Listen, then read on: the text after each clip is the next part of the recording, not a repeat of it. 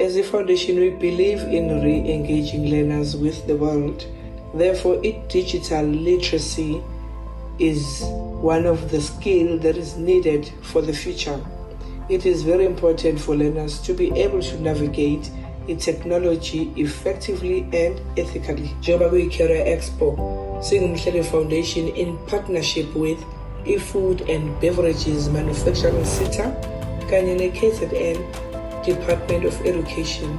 We are saying to the matric class of 2024, crack the code to your future. Angithi siyazi ukuthi there is life after matric. Angithi siyazi ayipheli life ini.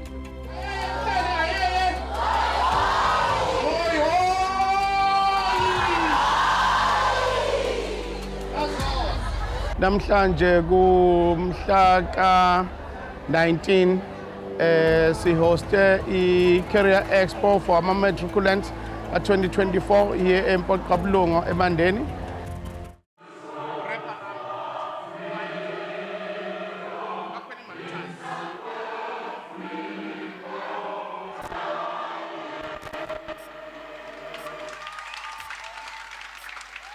I-reason yokuthi sibe nale event which happens every year ukuthi sigqugquzela iy'ngane ukuthi zithuze ama-career azowathatha going forward wisely. We give them more information ukuthi what opportunities are lying out there after matric. We get all the sponsors that akhona azo-exhibita nabasixhasile ukwenza lo mcimbi ukuthi ube impumelelo ukuze iy'ngane zikwazi ukuthi zithole information about what happens after matric.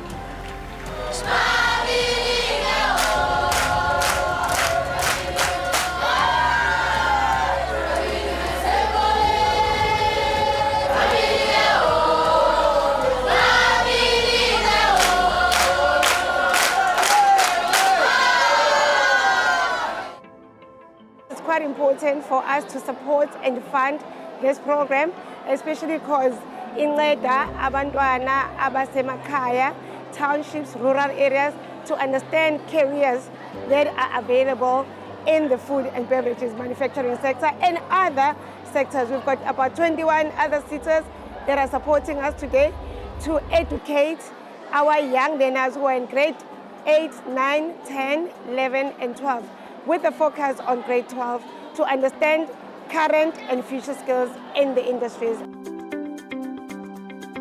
Hoy sisi Nokuthula hoy hoy. Hoy hoy Food Bev hoy hoy. Hoy hoy Mhleli Foundation hoy hoy. What does Food and Beverages Manufacturing SETA, which is Sector Education Training Authority, what do we do? Umuntu ozongitshena ukuthi yenzani Food and Manufacturing SETA a-answerishe kahle. Kungenzeka ngimnike umfundaze for ukuthi ahambe ayofunda lapho efuna ukufunda khona. As a chief executive, it's where you are good-mannered, you implement many things, you came up with new ideas, you explore, you provide a lot, and your team. Thank you. Yes! Why shine? Yebo! Sisitholile lapho. Yebo, qinisile naye.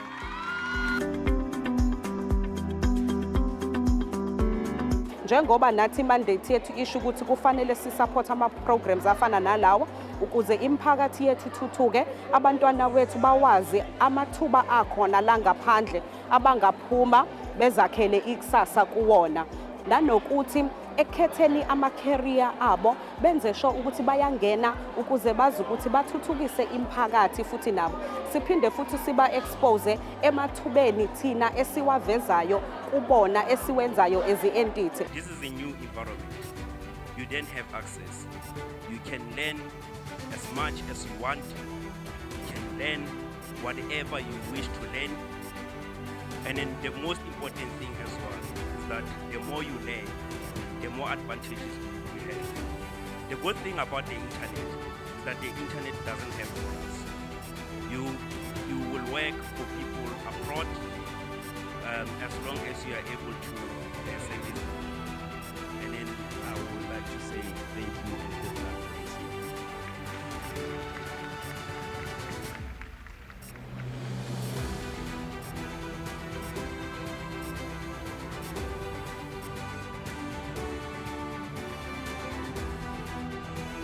Mhleli Foundation is all about experiential or authentic learning.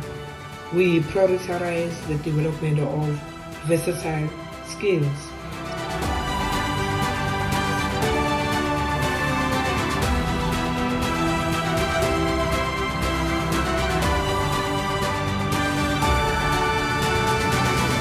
Sizothola ulwazi mayelana nezifundo esizenza ukuthi yona miphi imkhakha esingayenza. Kuyasiza kakhulu ke ngoba nibona khona izingane ezihlukene eziqhamuka kwizikole ezihlukene. Sizobonga uMhleli Foundation ngosenzele khona ile Career Expo. Umuntu sefunda ukuthi uthola ulwazi oluningi ngoba nje ngezifundo za physics sengithola ulwazi oluningi nemisebenzi engayingenelela kakhulu. Learner. We are here. We are actually here with the Mhleli Foundation, who's trying to help the matriculants and be able to find their jobs and be able to find their careers. So I'm really happy about what's happening today because we will all get to get help and be able to make a choice.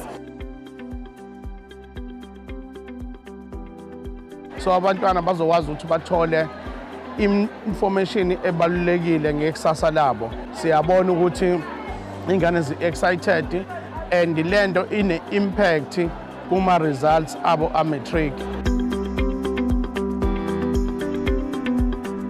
I'm privileged to be here to engage with them, to understand on how we can impart these skills to them and how they can also take opportunities of what this new market is presenting. To Mhleli Foundation, it's quite a great work that they do, going to all the parts of the country, coming back to their communities and then bringing such magnificent events to the learners. Big up to young people in their matric. I wish them all the best. Abonje mina njengoba sengila ngiyajabula ukubona ukuthi sengizokwazi ukuthi ngenze mapha ama-career njengoba mina kuba i-actor.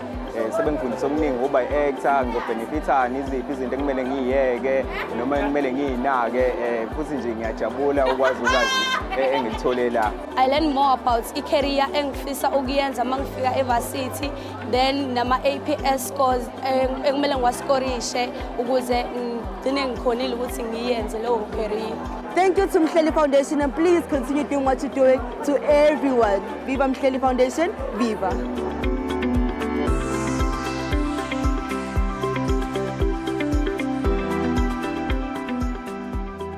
It was a good opportunity to come together with all our sponsors today. It's an honor and a privilege to host them. Konke kuhambe kahle. Sifuna ukuphakamisa manje ukubonga and extend our words of gratitude to all the students, to all the LOC, principals, circuit managers, and everyone involved, board members.